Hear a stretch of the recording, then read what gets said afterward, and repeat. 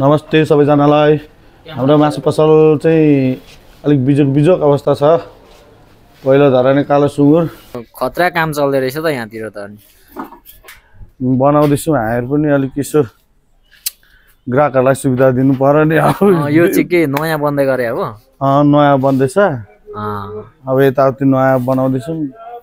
ठुलो घरले छेल्यो कसैले नदेखेर कहाँ पुगेर घुम्दा गरेर आएको भनेर भन्छ भाइ। यस्तै छ।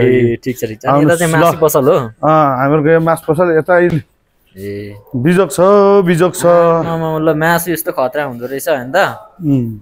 मासु हाम्रो भाइ पनि आइपुग्नु भयो। भाइलाई नि मासु दिउँ। ठिक छ ठिक छ। भाइलाई मासु पनि दिनु पर्यो। फटाफुट्टा आउनुहुन्छ। हाम्रो ग्राहक कतैजना झुकेर चाहिँ सानो भएर चाहिँ यता र उता कता पुगिरहेको अवस्था छ। घुम्दा दुःख पाए नि हो भनेर आउनुहुन्छ। के भुटान त छैन नि, सिधो मासु मात्रै छ। मिलेको कि लाली बोसो कम? यही पनि ठिकै होला है, बोसो धेर छैन होला नि। कमै छ।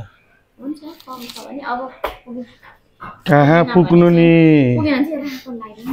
त्यहाँ नि यहाँबाट चाहिँ आउँछ। पुग्नु यहाँ एउटा मैले राखेको थिएँ। यसको साइडको निकाल्दा ठिक्क हुन्छ। सिटी बजी यही चिलाइदिनु होला। ल ट्याक्क रहेछ, त्यही ठिक छ।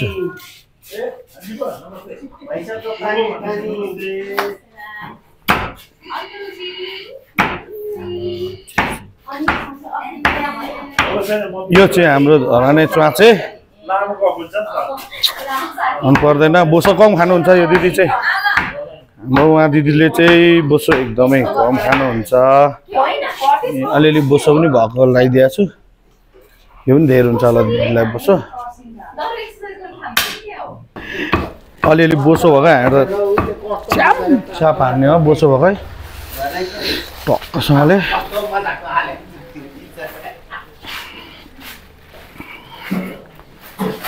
इनफ हुन्छ। हाम्रो सुन्ता दिदी यतापट्टि सुन्ता नाना हुनुहुन्छ। छोरासँग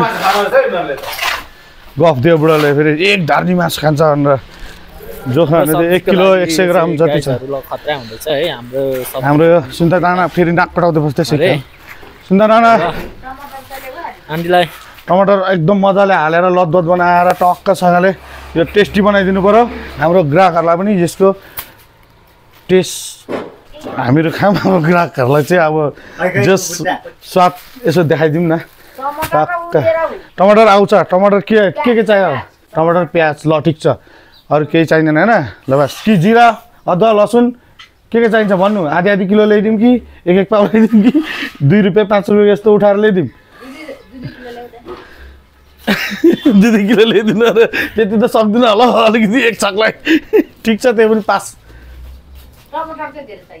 टमाटर आधी किलो, प्याज 1 पाउ, अनि 5 रुपियाँको अदुवा, 10 रुपियाँको अदुवा, 5 रुपियाँको लसुन, अनि 2 रुपियाँ खुर्सानी बस।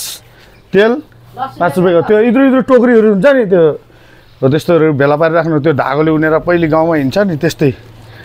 दादीले बनाउनु भएको मासु। Wow wow wow wow wow wow wow wow. छ्याप्प लाएर सड्काउने हो भनेको भन्दा पनि दामी बनाए जस्तो छ सुन्दादीले। मुखबाट पानी आयो टक्क। अब यसमा कागती सर निचार्न पाए चाहिँ सही हुन्थ्यो। फेरि मसलेदार छ्यार यो ठिक छ। यस्तो हो क्या। अब यो खानु नि तपाईँ पनि। कस्तो कागती काट्नु पनि नआउँदो रहेछ। सिकाइदिने स्टाइलिस कागती हो क्या। सिकाएरै छुट्टी भएको रहेछ। होइन म घामले अरे। टेस्ट गरौँ है गाइस। बाफरे। एक पिस, एक बाइट टक्कसँगले बिसन्चो छुने औषधि उपचार गरिदिनु कोही छैन पानीले कुटेर खाना भइसक्यो आँखा दुखिरहेको छ अनि के गर्नु यो हल्लिने कुकुरको काम पनि छैन मान्छेको फुर्सद पनि छैन भने जस्तै हो त्यस्तै हो हल चाहिँ यस्तो खतरा छ है यता चाहिँ कुकमेन हुनुहुन्छ